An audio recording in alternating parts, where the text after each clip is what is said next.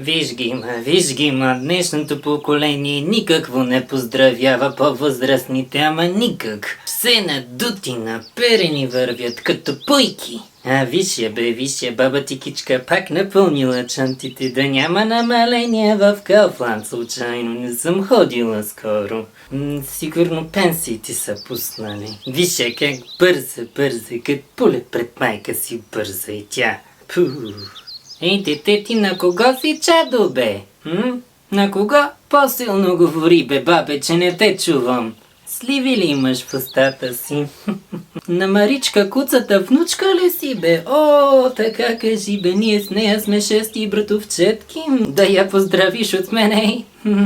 Како? Умряла ли? Как умряла, бе? Ей, тя се отърва, бе, мама му стара. То стоя скъп живот. И аз скоро ще ритна камбаната ми се струва.